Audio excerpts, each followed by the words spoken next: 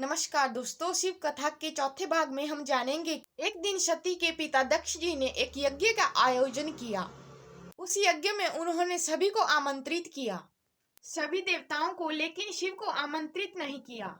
सभी देवता जो है उस यज्ञ में जा रहे थे, लेकिन सती जी को यह बात पता नहीं थी। लेकिन जब सती जी ने यह पूछा तो उन्हें पता चला कि उनके पिता के घर में यज्ञ है। ये सुनकर जो है सती जी बहुत खुश हुई और उन्होंने शंकर जी से कहा कि पिताजी यज्ञ करा रहे हैं तो हम भी वहां चलते हैं। शिव ने सती की बात सुनकर कहा कि नहीं, महाराज दक्ष मुझसे नाराज है और उन्होंने मुझे आमंत्रित नहीं किया है। जब तक उन्होंने हमें आमंत्रित ना किया हो तब तक हम वहां जा नहीं सकते। तो इस बात पर सती नाराज होने लगी और कहने लगी कि वह मेरे पिता का घर है और मैं उनकी बेटी हूँ, और बेटी को पिता के घर में जाने के लिए निमंत्रण की आवश्यकता नहीं होती, और मैं तो जरूर जाऊंगी, आप भी मेरे साथ चलिए।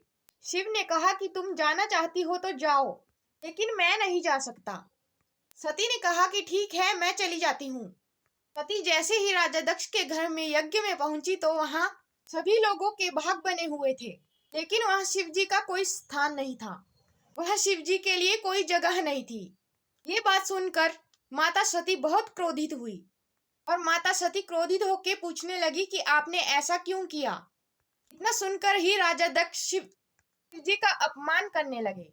सती इस बात पर बहुत नाराज हुई और जलती हुई आग में बैठ गई। इसी प्रकार सती आग में लीन हुई थी। तो ये कहानी यहीं तक थी, सती के आग में लीन होने तक की।